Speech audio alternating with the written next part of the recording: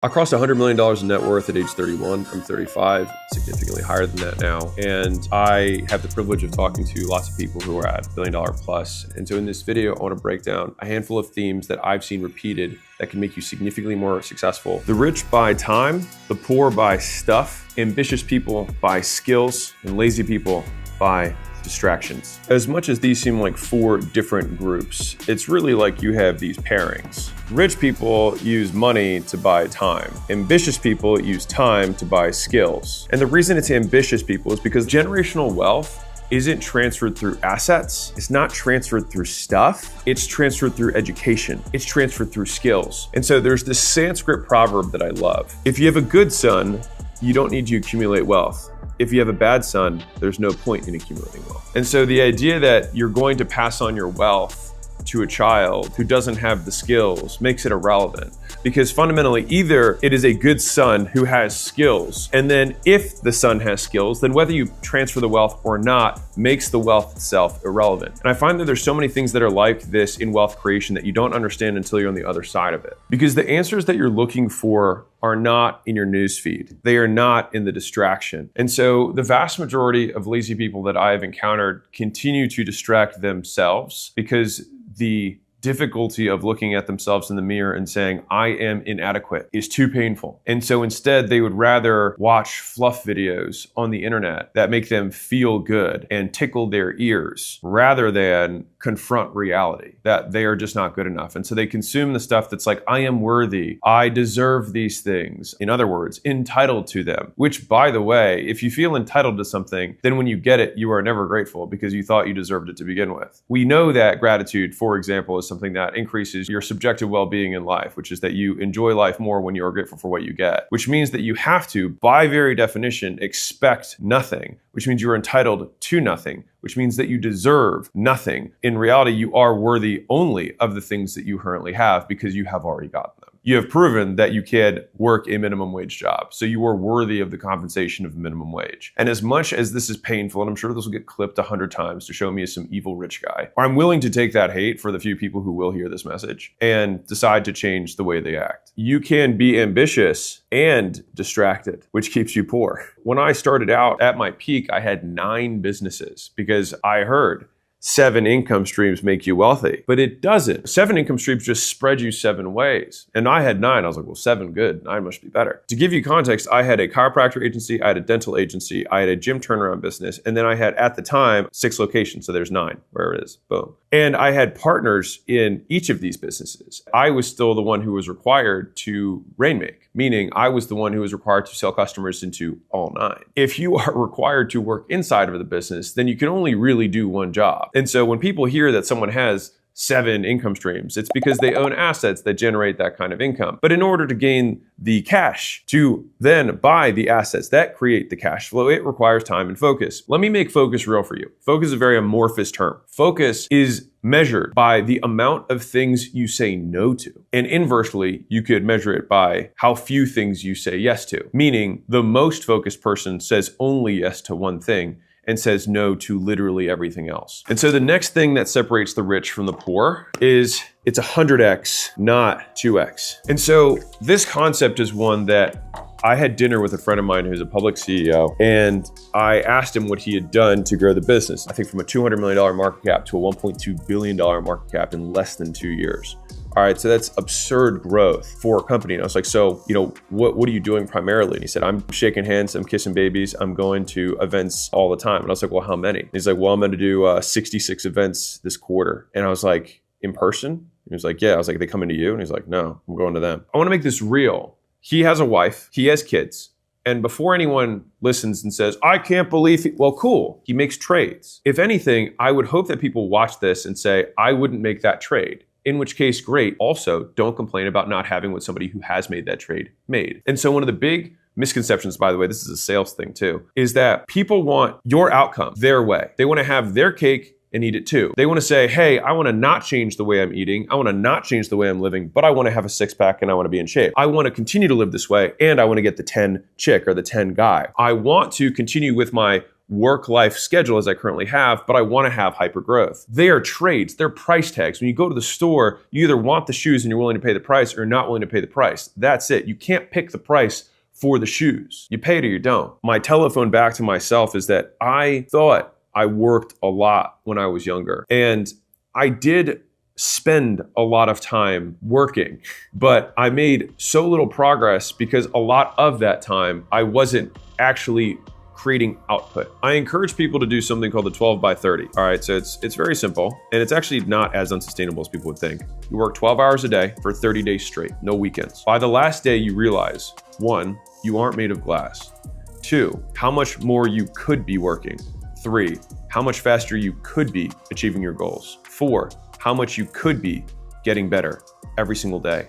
5, you don't need to work like this forever. But if you need to do it for a season or for a reason sometime in the future, you've got that gear in you. And 6, there are people who are working more than you who are beating you. And you get all of those lessons for the low price of getting more done in a month than you probably did last quarter. And so everyone, and like, of course, you've got one side of people who are like, I work more than this now. And of course they don't. They obviously don't. And the thing is that people are like, well, I work like that, but I take a couple of days off. Right. That's the point, is that you have to push through it. Now, can you work 16 by 30? Sure. If you want to, you're welcome to work more than that. Because I've found that working 6 to 6 is kind of like what I do every day anyways. I'm on 12 by 100, in terms of how I think about working. And there's plenty of days that I work 15, 16-hour days because I get here at 5 or 6, and then sometimes we have an event, sometimes we have dinner, things like that afterwards, and it ends at 9. And that's where you have to be on, not just at the office, not just in front of your computer, but people actually demanding things of you on a regular basis all the time, being on camera. And I'll tell you that there are levels to this. Like working alone for a full day is not as exhausting as being on stage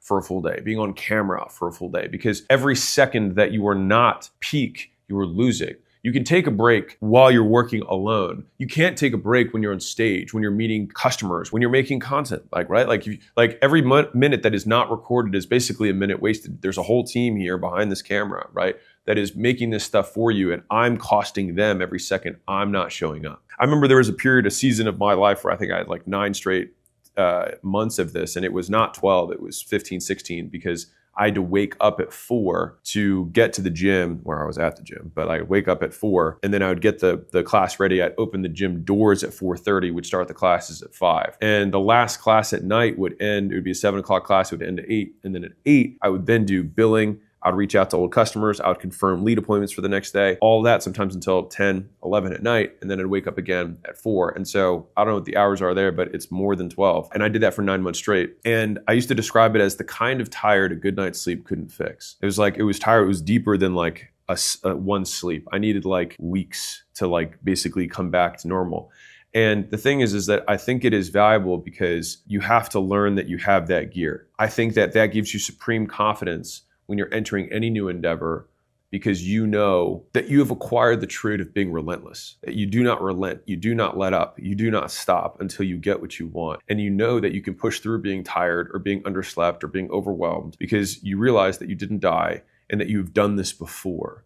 And so the difference between the newbie and the veteran is that the veteran looks on something and looks back on what they have done to get to that point and says, I've seen this before. This is another one of those. And that's why they don't have the anxiety. That's why they don't have the stress. That's why when they get on stage, they crush it. That's when the high pressure situation, they still breathe normally. Their heartbeat doesn't go up because they have done it before. And the only way that you can get to the point where you can say you've done it before is to do it now. And so I define work as volume times leverage. And so it's about how many times you do something and how much you get for each time you do it. In the beginning, you need to do a lot more of this, right? You do way more volume. Because of that volume, you gain skill. And then the leverage also increases. And so you get 100x the volume, which then over time builds skill, which then gives you more for what you put in. And then over time, that continues to increase your output. The thing is this concept of 100x, not 2x, has applied to so many different areas of my life. Like when I paid a large brand for insight into how I could grow my personal brand when I decided to get into this game, I was like, hey, I'm not growing that fast. And he said, oh, well, pull up your social media profiles. And we pulled them up one by one. And he said, look at what you're doing, look what I'm doing. And he had genuinely been doing 10 times more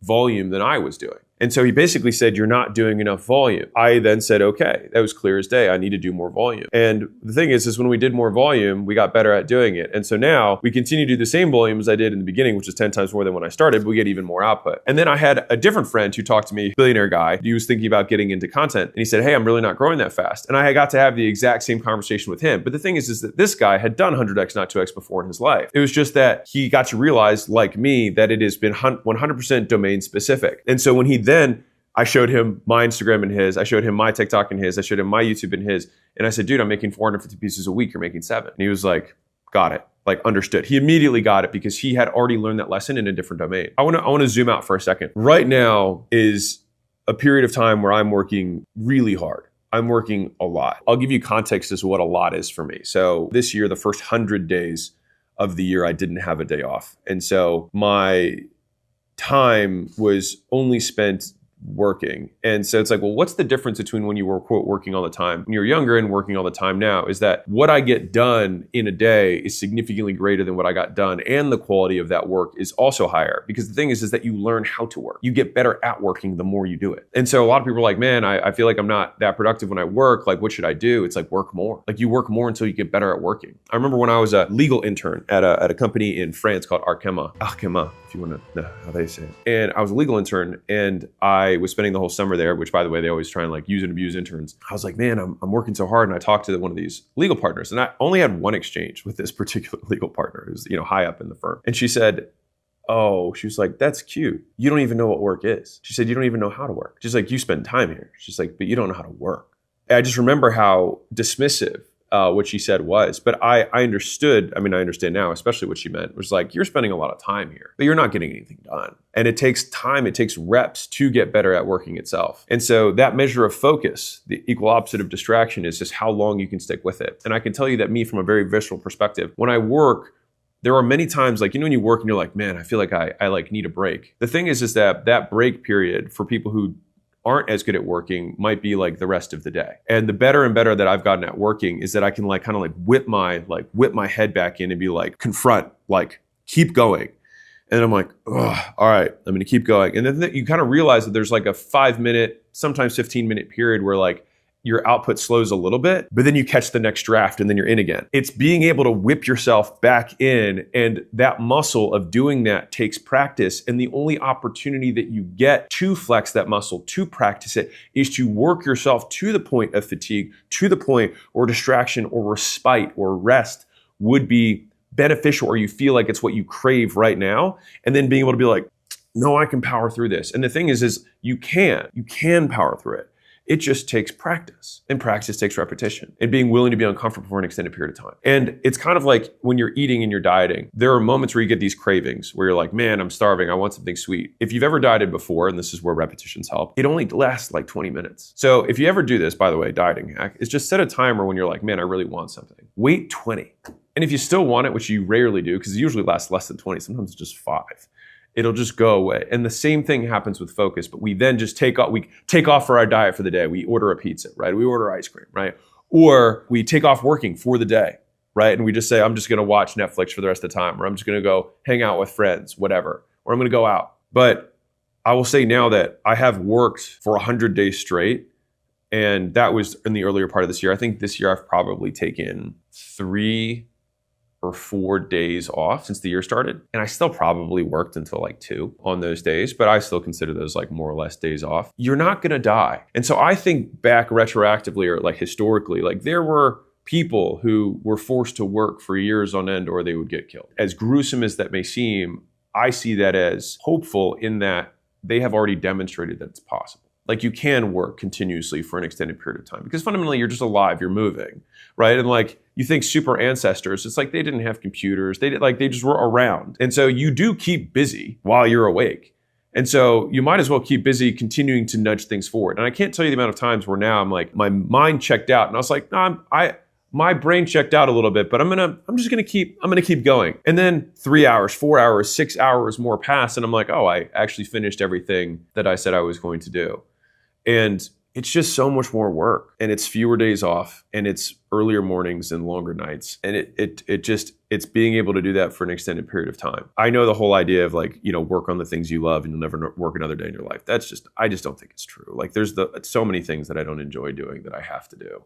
And that's why, at least for me, my saying is always, I will do what is required. How I feel about it is relatively irrelevant, because the things that have come from doing what is required have made doing the requirements something that I know will pay off. And so I kind of like feast on those morsels of past achievements as the fuel to continue doing things that may be uncomfortable or unpleasant in the moment. And most work isn't unpleasant. It's just work. It's like, I have to get this done, right? Now you're like, I get to get this done. Sure. But like, I'm just being real. For me, it's usually not sunshine and rainbows. Like I work a lot and I'm tired. I slept 9 hours last night, which was the first time I've slept 9 hours in a while, and I feel amazing right now. But sometimes you got to work on 6. Sometimes you got to work on 5. And so think about this hypothetical extreme. Let's say that you played video games. That was all you did. When I say that's all you did, you didn't go out, you didn't talk to people, you didn't see anyone, you didn't eat, you didn't sleep, but you would be incredibly focused. Now, at that point, you say, well, in order for him to play more video games, he needs to sleep. So there are contingencies, right? You do need to eat or you'll die. And so there are the fewest requirements necessary to maintain consistent focus on the one thing. And those things become requisites for focus rather than distraction. Like there are periods of time where you will need to rest. That rest, therefore, is productive because it increases your total output in the one thing that gets you the most leverage, that gets you closest to your goals in the shortest period of time. And so this isn't a video of me saying, work until you die. Well, you will work until you die because we all will die and we all probably will work at some point. But it is more a video of saying that every single thing that is not a requisite for you continuing to do the one thing, that one yes, are all distractions. They are all things that take away. And people have a hard time with this because they like to say, like, you need to have balance. But this is what poor people do not understand. And I am going to do my very best to kind of like pass down a message from the future to my past self about this. And this goes for entrepreneurs specifically, which is you do not understand how much work it is. Like you think you understand how much work it is. And I've had multiple times in my life where I've met someone who was way further ahead than me. And I saw them actually working 5 to 10 times more than me. And I was like, wow. And there's this scene in Invictus, which is a movie with Morgan Freeman and Matt Damon. I love this moment. There's an exchange. I'm paraphrasing, but he says something to the extent of, I've heard that you've been playing with an injury. And Matt Damon just kind of says, well, no one ever plays at 100%. And I just love that because to me, that kind of encompasses the champion mindset, which is that it's not about playing when circumstances are perfect. It's that playing creates perfect circumstances. We have to learn to play when the chips are stacked against us. It's like having values. Values are only valuable when they are tested. You can say you're loyal, but if you're in a hotel room and a girl is there and your wife isn't there and there's no way that she finds out, that is the test of whether you're loyal. It's when there's stakes. The test of whether you have work ethic is whether you can work when you're tired. It's whether you can work when you're distracted. It's whether you can work on things that you don't find pleasant. Because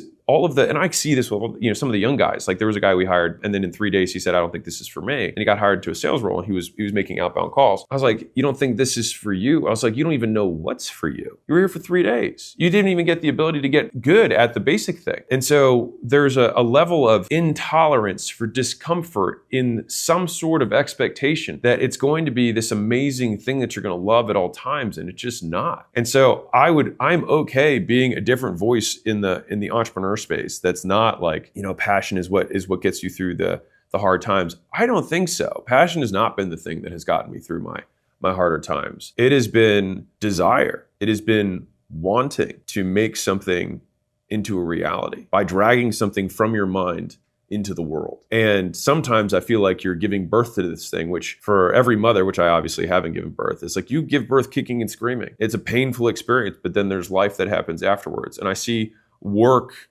as very much labor. And we even use the same word. It's labor. It's work. It's painful. The pain is that like you're halfway through, I would imagine, and you're like, I still have to keep pushing because it's still not alive yet. It's still not out. And so I think learning to push through that, and this is the part that my friend was saying where he's like, they don't get it. They don't get it. They think that I do one of these speaking events and they see my Instagram and they think, oh, okay, well, why is my brain not growing like that? He's like, well, I was in 5 different cities this week.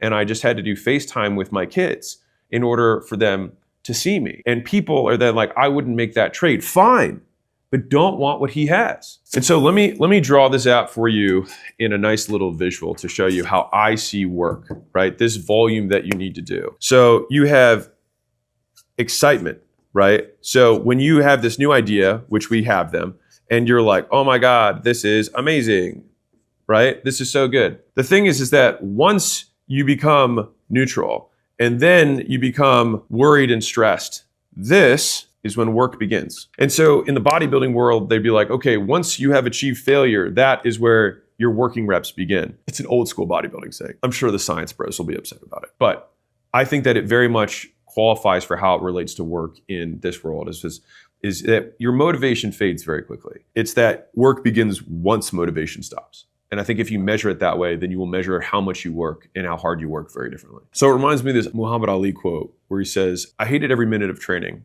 but I would tell myself, suffer now and live the rest of your life as a champion. I have this tweet that I said a minute ago that I really like. And so whenever I get to a low point where I think, why do I even bother? I just try and remind myself, this is where most people stop and this is why they don't win. That period, that wall that you hit, like that is the champion wall. That is where you leave everyone else behind because everyone only works until their point of excitement and then they stop. It's like you have to find that next gear. So the next point is that they cannot copy your proof. People want to gain reputations. They want to be known for certain things. They want to get status. But people can copy your promises. They can copy your services. They can copy your logo. They can copy your name, but they can't copy what you've done. I have sometimes younger entrepreneurs who reach out and they're like, hey, I want to build a big brand. And they're like, I want to start making content. But I advise them to only make content if they're truly documenting and don't transition into teacher mode. Because the thing that will build your brand is the stuff you do. Like we look at the business titans that are out there, right? You look at Elon, you look at Bezos, you look at maybe now Sam Altman, you look at Jensen Huang from NVIDIA, and they now have these, quote, big business brands, Steve Jobs, Bill Gates, Warren Buffett. They are considered probably the leaders of the business world in terms of thought leadership. But did they get there by building personal brands, or did they get there by building personal businesses? And then by building personal businesses, which I'm joking here, they just built big ass businesses. By extension, people wanted to know who was the person behind this big business. And then they built their credibility before they built their likability. Everyone wants to put the cart before the horse. Everyone wants to put they want to eat the pudding before they have the proof. Yeah, the proof comes before the pudding in the real world. In a world where anyone can say anything and get instant reach, trust is the thing that is the scarcity. That is the rare commodity.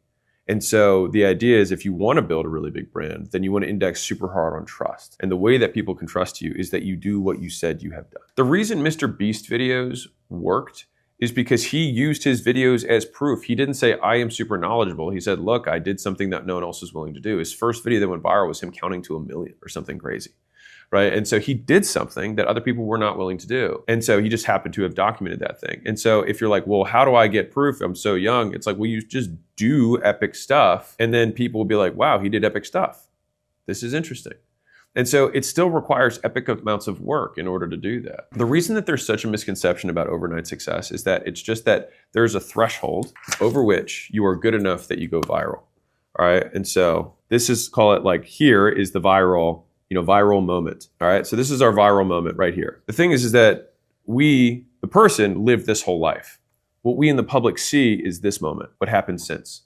And so we have the perception of overnight success. And this is why it's so difficult for people to wrap their heads around, because they want to model what they see, not what occurred. And so we have to model what they did, not what happened. And so this fundamentally is the inputs. This is what they put in for a long period of time. What we see here is the output. This is what's visible. And so this is where it gets especially difficult for people trying to learn, is that most people get rich and then they get weird. And then what happens is people then try and copy what they do here, not what they did to get there. And so they copy the wrong stuff. They model the plateau, not the rise. So you don't get rich by flying on private jets. You get rich, then you can fly on private jets. And so a big thing that richer people do is that they will act with urgency. And I would say that this is just not even richer people. This is entrepreneurs specifically that I'm making this video for, is that they act with urgency. All right. And so you can tell in some ways how successful someone's going to be by how quickly they do things. The gap between thoughts and action. And so this is something I personally work on a lot, which is like how quickly between when I make a decision to do something, does it actually occur? And you can improve your potency as a person, how powerful you are, by decreasing the gap between thoughts and action. Like if you think about the hypothetical extreme of this, the God figure, if you will, thoughts and reality are one and the same. He thinks planets and universes and they appear. And so that would be the ultimate demonstration of power, in my opinion. And so we can approximate that. We can get as close to that as we can by shrinking the time it takes between when we think and when we decide and then when we ultimately do. When you don't have any more information to collect in order to make a decision, then you make the decision. And you make the decision by eliminating alternatives. So like literally the word decide comes from decadere, which is Latin for to cut off. And so the question is, what thing are you eliminating by making the decision that you're going to make? And a really easy tactical thing is whenever you say, I'm going to get this done by the end of the week, ask yourself, can I get it done by the end of the day? And that seems like a very small hack, but that increases your pace of progress by 7x. And so if you hear that, you're like, wow, 7x. It's like, yeah. And for that reason, there are people who are working 100 times faster than you. And I think that this is a really good cultural thing, which is you can just say end of day, not end of week, and not end of month, end of week. So in each of the instances, this is a 4x increase, this is a 7x increase, right? And you can even go end of day goes into end of hour. Now, this is one that Layla talks about a lot, and she's a master operator, is that she heard this from a mentor. She said, if it's a 5-minute task and you have 5 minutes, do it now. And so the amount of times where I'm like, hey, we should do this thing, and then literally in 60 seconds it's handled by Layla, like while I'm just walking around talking, just like shooting ideas out there, is baffling. And so her speed of like, that's a great idea, it's already been, delegated out. Like she doesn't keep things on her plate. And so there's this big falseness that I think is propagated by a lot of the social media world because it feels good and you get lots of shares because it gives people permission to be lazy. It gives people permission to tell themselves that they're great just the way they are. I wholeheartedly reject that entire notion. The idea that they sell you is that you're young, you've got time. And I think that is false. Because all this does is extend how long it takes you to remember that, number one, tomorrow isn't guaranteed. Like I just looked at my newsfeed this morning and there was a guy that I knew who's my age and he just died of stomach cancer. Really sad, really nice guy, wife and 3 kids. Into fitness, really in shape, just a freak thing that happened. And so the assumption that you've got time assumes that you're going to live forever, that you're going to live to 100. And we know that that's not true. And let me put this in perspective. 3 out of 10,000 people live to 100. And so everyone has this assumption in their mind that they're like, yeah, I'm at 50, so I'm going to make it to 100. Yeah, well, you've got a 3 in 10,000 shot at doing that. Very unlikely. More realistically, you'll die at the median, which is 74 for men in the US, which means that at 37, you're actually at the halfway point, just in years. But if you adjust for the increase in speed of time, so the same reason that your kid at 5 years old thinks that something takes forever when you say it's going to happen next year, and when you're 40, something that happens next year feels like you blink your eyes and it's there, is that when you're 5, 1 year is 20% of your life.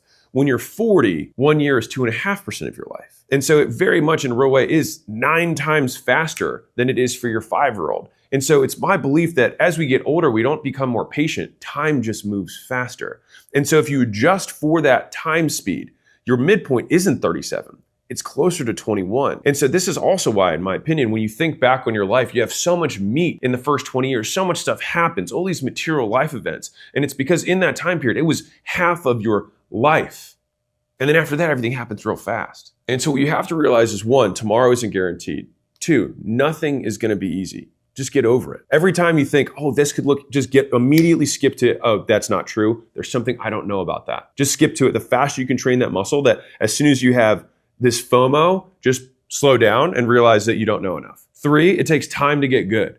There's no one who's good at anything that was immediately good at it. And the people who are immediately good at it, I remember telling a professor, I was like, I've just naturally been good at languages. He was like, when you were a kid, did you have multiple languages in your household? And I was like, well, yeah, I'm bilingual. And he's like, what are you even talking about? Like you literally started with that. And so of course languages are easier for you.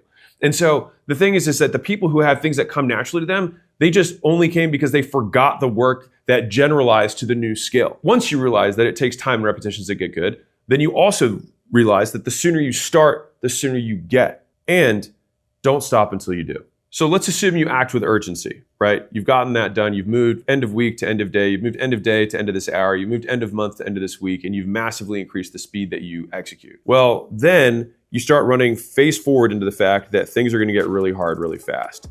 And so I will tell you this one is that hard is for now, not forever. And so the good thing about bad times is that they end. And the bad thing about good times is that they also end. And so whenever you're going through a good season, it's also a good reminder that this too shall pass. And so what ends up happening is that when you're in the hard time, that can give you that necessary respite. It can give you the end of the tunnel that you can look forward to. There's only 3 outcomes. You either quit, it gets easier, or you get harder. So think about that. Because no matter what, it always ends, but you only lose when you quit before you see it through. Because 2 out of the 3 outcomes get easier. Either it relents, the outside circumstance gets easier, like the hard thing moves, or you become harder, and then by extension, it no longer feels hard for you, which I'll make this real for you. Right now, think about the problems that you were stressed about 5 years ago in your business, right? Think about the things that you were dealing with, what you were stressed about. Now, think about you trying to solve those problems today. It's probably a joke to you now. You'd be like, well, yeah, obviously. It's not that those things became less hard, you became better. But here's where this gets really interesting for me. It just means that nothing is inherently hard to begin with anyways.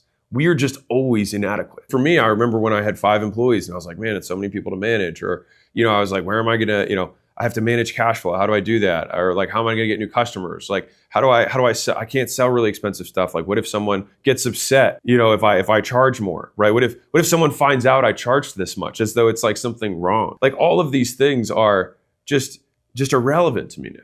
Just so silly. Though for me at the time, they were difficult. And I can only imagine how inconsequential the problems that I deal with, growing hopefully $3 billion companies right now within the portfolio, compared to what Elon deals with having 6 multiple $100 billion companies.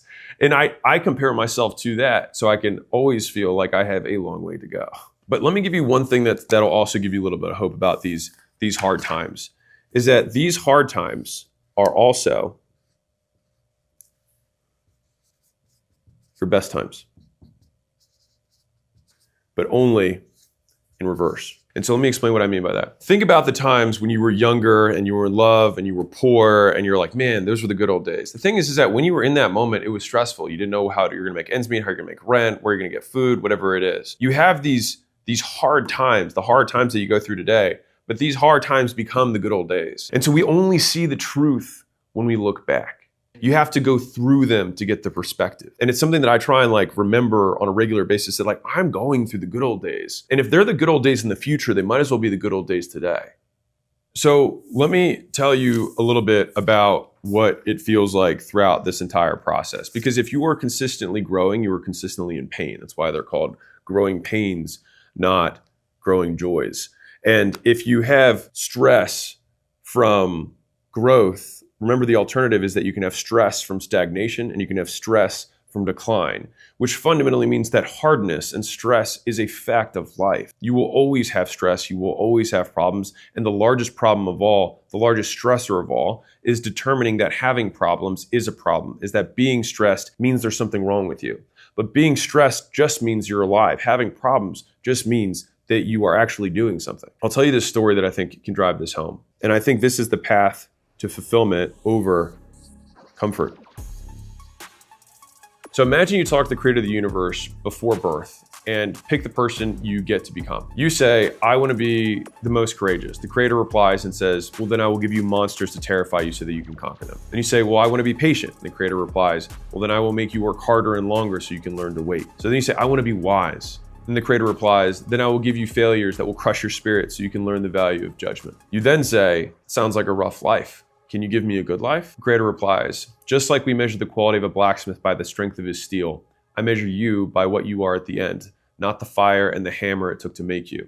A good life isn't a life that's easy. A good life is a life that makes you into a good person.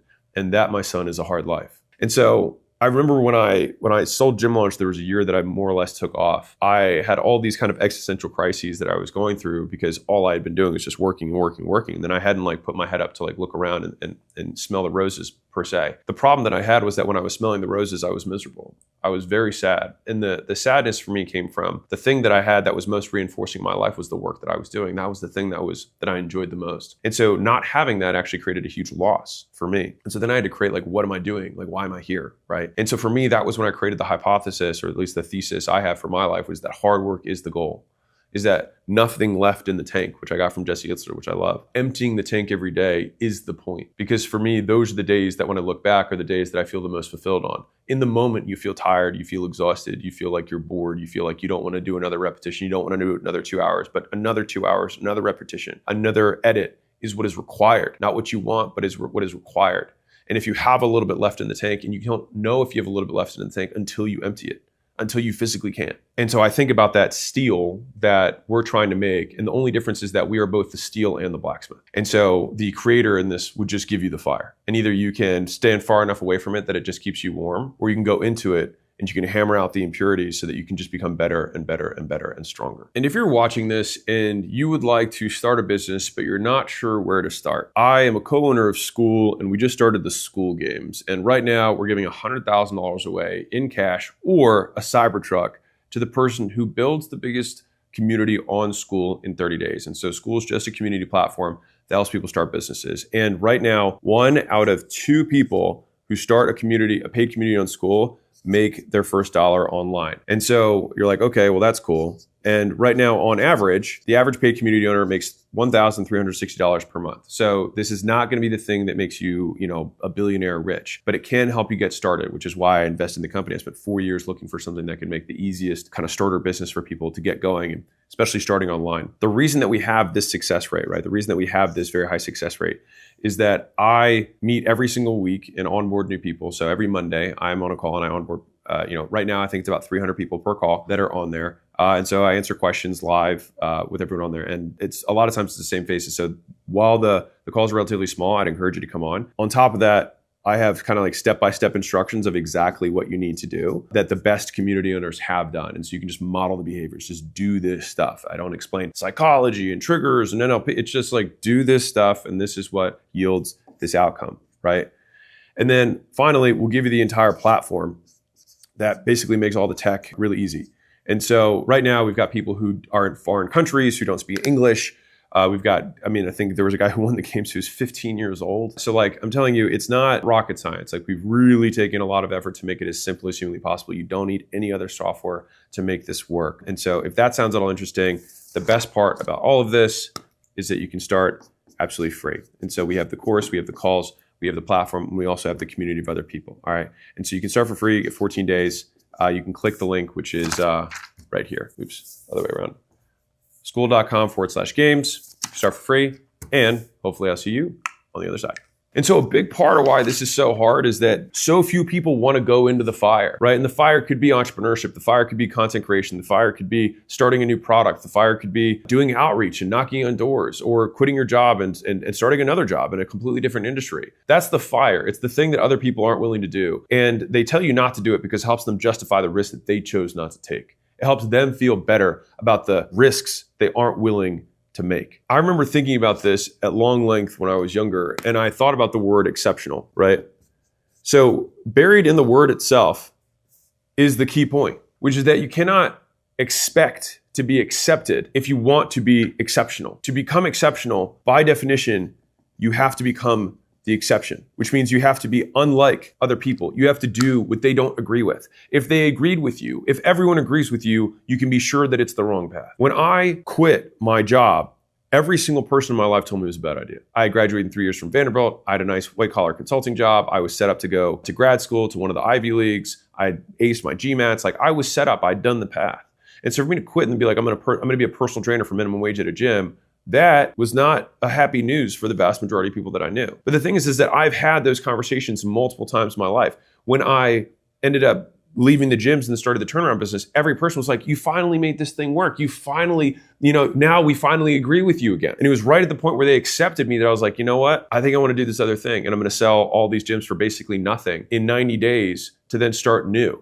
And they're like, but you spent so long on this. And they see sunk cost fallacy. And the thing is don't listen to the people who are closest to you. listen to the people who are closest to your goals. And so a lot of people like to think about how they have these mentors and these heroes, but the most important group is your reference group. And your reference group is who you compare yourself to. But the thing is that people think they compare themselves to their mentors and their heroes, but they don't. Who you compare yourself to is who influences your decisions. So the voices you hear, the voices you listen to when you're about to make a big move, those voices are your actual reference group.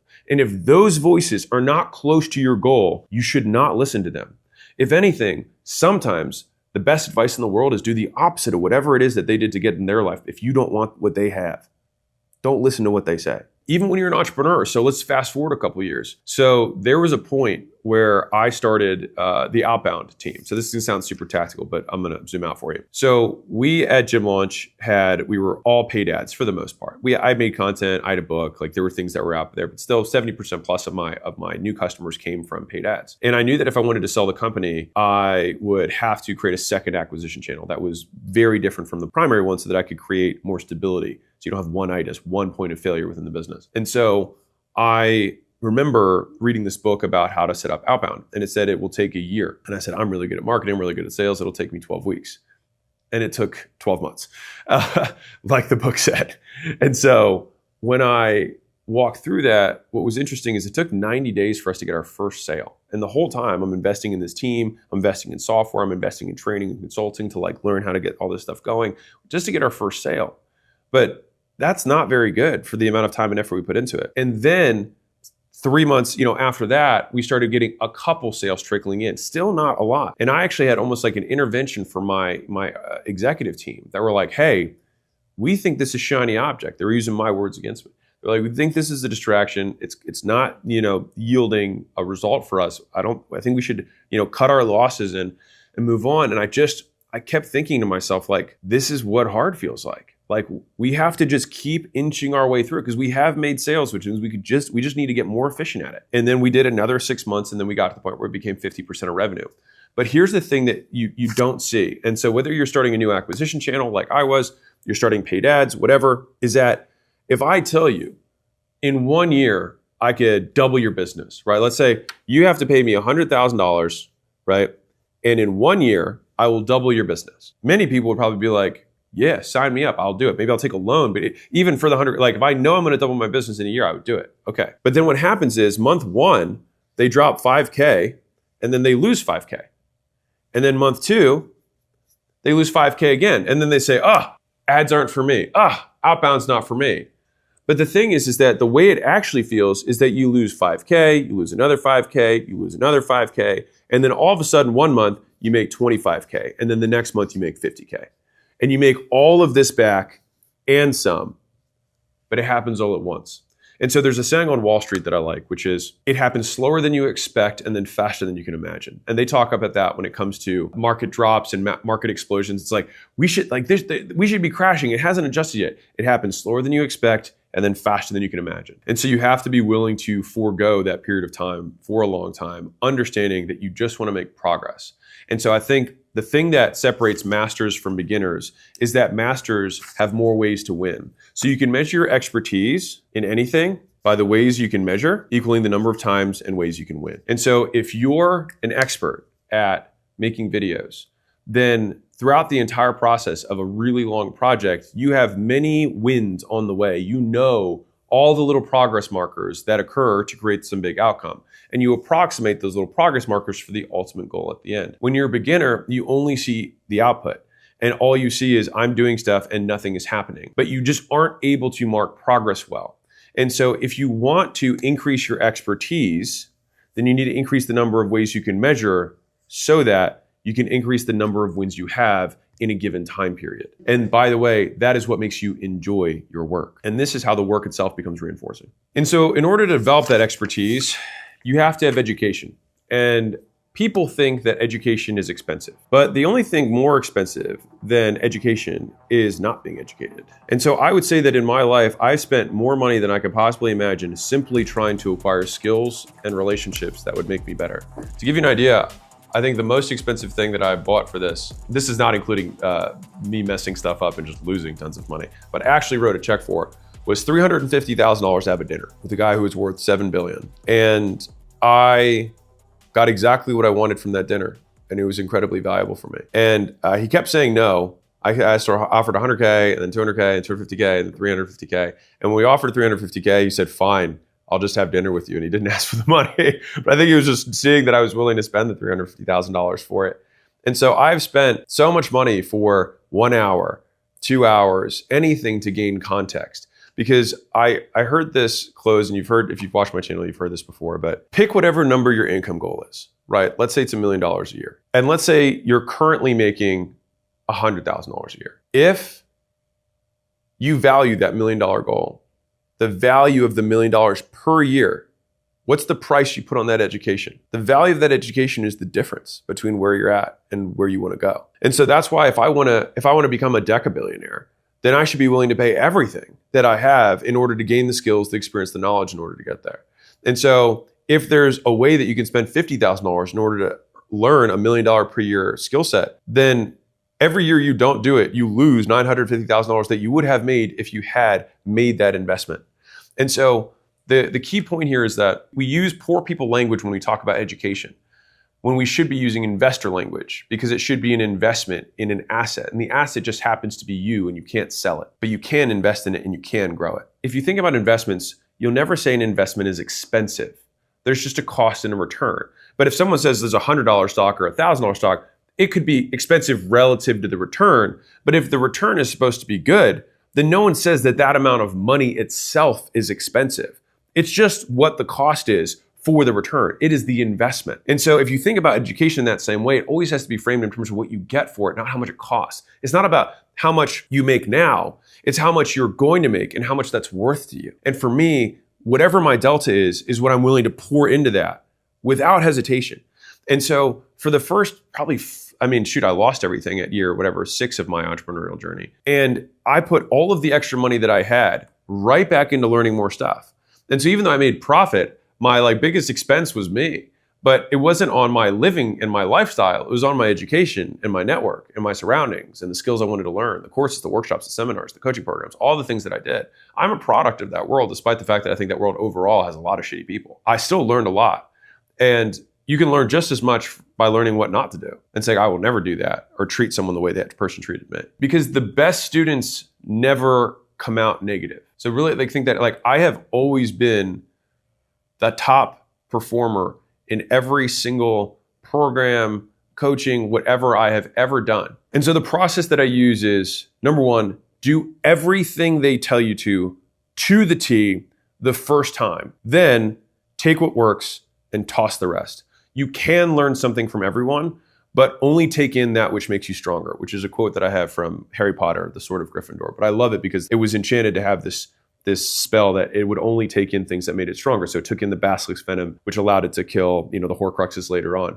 But I like to see myself as that sword, is that I continue to invest, I continue to put things into the steel, but I only take in that which makes me stronger. So a lot of people have these negative experiences with coaches, consultants, vendors, whatever. And I just like to think to myself, in what way will this make me better? And so by instead asking that question rather than enumerating the many things they could have done better or the things they did wrong, simply saying there is something that I can learn from this. And there is something in this experience that will make me stronger. And that frame may have been one of the most valuable frames that I've had, because I, like you, have spent plenty of money on things that have, quote, not worked. But I still learned enough from them, and oftentimes what not to do, that allowed me to then see what to do. But before I ever did that, I had to do the first 3 steps of that, which was do everything they said to the T the first time. And if for whatever reason it did not work, I would then use my other skills to patch the difference so that I could find a way to make it work. And by the way, if they have a success story, which they usually do because that's how they sold you, is that you find that person and figure out what they are doing that is lacking in the education that the person who's teaching taught. Fundamentally, if you ever buy something where there is somebody who has been successful, then it means there are activities that yield success. And the discrepancy, I'm going to show this to you visually because I think it's important. So let's say there's a bridge, right? And you've got, here's money and here's you, okay? So you've got this path that someone shows you how to do. So you paid money and they give you these little bricks here, right? They give you these little bricks that you paid money for. And maybe these bricks, you had to pay different vendors, different amounts of money for each one of these bricks, but you still haven't made money yet. The thing is that there's a gap here. And the reason that some people are successful with some people's programs or implementations and other people aren't is because that the people who already bought that brick from somebody else before that, that brick isn't missing. And so if you see the education you have as these bricks on the road, then you wouldn't say that the foundation of a house is in some way a ripoff. You would just say it's not a complete house. Now, if they sold you the expectation that you would have a house, sure, you could be upset by them, but they still helped you build a foundation. And so it's the same people who get upset saying, oh, I learned arithmetic from Mrs. Glass, but then when I found Mr. Hardwick and he taught me calculus, she only taught me arithmetic. She is a moron. You wouldn't say that. But for some reason, people talk about the basics of business the same way when they become more advanced. If someone taught you how to do outbound and do warm outreach so that you could sell your first customers, and someone else later teaches you how to run ads, well, you probably learned how to work the leads from the ads that work for you because you learned how to do outbound. You probably learned how to sell because you learned how to sell strangers. And so when you did the ads, it worked for you. And then somebody else who did that same exact implementation didn't have the bricks that you had, and they never got the dollars that came across. And so whenever something doesn't work, it doesn't make you any better by saying it's their fault. And fault also only matters in the eyes of the law, which you're not going to sue anybody anyway. So who gives a shit? The only thing that matters is whether the outcome happens or not, which is under your control, because it means that you simply have a discrepancy between where you are and where you want to go. And so a lot of people would then say, sure, Alex, it's easy for you to say you're a white guy. You're right. Cool. So just don't watch the video and move on. But for everybody else, you've got connections, you've got money, you've got looks, you've got intellect or intelligence. These are all great, but you can beat all of these. You can beat somebody who has all four if you have one thing, which is the desire to improve. The insatiable desire to improve. No matter where you start, if you have this, it's hard to beat someone who improves every second of every day without stopping, without giving up. And so I have met people who have connections, money, looks, and intelligence.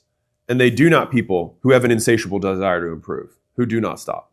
And so if you think about it like this, if life were a race where at the end you die, so got to finish first, right? There are people who may start at different parts of that race. But what is not measured is the speed that you can move. And so I don't know if you've seen these clips that have gone viral in the NFL where they have like one of their wide receivers start like 20 yards behind a fan and they have to race the length of the football field. And then the wide receiver will usually catch up, like talk to them and then just speed right past them. And so it's far less about where you start, because that's where a lot of losers will define themselves. They'll define themselves by what happened to them rather than what they made happen. And somebody else may be here, but it only matters if you think that there's fairness. But I don't believe fairness is something that exists in the universe. And so I don't hold it as an ideal that I proclaim must exist. But there is simply a starting point in a rate of progress. And the starting point you can't control, but the rate of progress you can. And so control what you can control. If education is a change in behavior, that's what you do. If you become educated, you do something different after you learn something. Then intelligence is rate of learning, which means that you can, in a very real way, influence. It's the rate of learning, the speed of learning. You can influence how quickly you move along this race, independent of where you start. And you'll also note that the person here has no influence on what this person does. These two people are independent nodes. The only reason that this person gets upset is that they think it's not fair. And if you just eliminate fairness from your vocabulary and think only in terms of what do I need to do, then it eliminates a lot of the distraction that keeps you poor. So if you recall from the very beginning, lazy people get distracted. They focus on distraction. And one of the biggest distractions is it's not fair. It's not fair. I shouldn't have to. I should get. I should, it should, things shouldn't. It's all shoulds. And I will tell you that should, in my worldview, should not exist. Because should creates expectations of an uncaring universe. It says that you demand something, and I promise you that the universe will win. And so all you have to do is watch like baby seals just get immediately eaten by orcas after like a mother is laying there on the ice to be like, wow, life isn't fair. I'm sure that seal could be like, it's not fair that my babies were literally eaten in front of me. Tough, right? Tough. They have mammal brains. We can see that they got some feelings, right? And so If we go back to the sword of Gryffindor, does demanding that it should be fair make you stronger? Does saying that that person started further ahead of you in any way benefit you? No, because your actions are entirely independent from them. And so the only thing that that does is actually delay your speed of taking action. It makes you dumber, because if we define intelligence by rate of learning, then it means it takes you longer to learn. It makes you stupid. And I think that that's why people stay here for a very long time. And many of them never leave. So what are the things that bad entrepreneurs talk about with good entrepreneurs? Is one of the excuses they'll make is that they will make preference excuses. They will make trade-off excuses. They will say, this is not worth the price, in which case, fine, but don't also want the thing. So for example, privacy is the price of fame. Loneliness is the price of ambition. Pleasure is the price of discipline. Novelty is the price of loyalty. Discretion is the price of trust. And so many people want the benefits of these traits, but can't afford the cost or the price. They're not willing to be discreet, but they want someone to trust them. They can't hold someone's secrets. They want somebody to be loyal to them at home, but then they want the thrill of the new relationship. They want the benefits of discipline, of consistency, but they can't trade the pleasure in the moment. They want ambition, but they're not willing to pay the price of being lonely, of being the exception. They want fame, but then all of a sudden they are startled when they realize that they have no privacy. And so each of these things are trade-offs. And if you're not willing to make the trade, fine, but don't bitch about it. And I think part of it is that we have a hard time understanding to what degree. And so each of these ideals are not binary. It's not discretion, it's how much discretion you have. It's not novelty, it's how much novelty. It's not pleasure, it's how much pleasure. It's not loneliness, it's how lonely. And it's not hard work, it's how hard do you have to work and how long do you have to work. And so most people, and I think this is where a lot of the complaints come, is that they believe they're doing 10 out of 10 work, right? They're like, this is 10 out of 10 hard for me right now. But they're actually only doing 1/10 of the amount of work that it takes to get to this goal. And so they might be doing a 10 out of 10 work for a 100K goal, but they're doing a 1 out of 10 work for a $1 million goal. And I think a lot of that work comes down to being able to accurately assess reality and see what your actual discrepancies are and realize how much work you really have to do in order to get good at every one of those discrepancies. Because most outcomes don't occur until you've met all of the conditions, like a pipeline. All right, so let's say you've got this pipeline here and you've got these valves. These are the valves, you've got this water that's coming here, and let's say once you get all the way through, the water comes out the other side. These valves have to open. You have to open this thing, open each of these valves, and let's say you've checked off 3 of the 4 boxes. The water's still gonna be stuck here. You're still not gonna get the water through.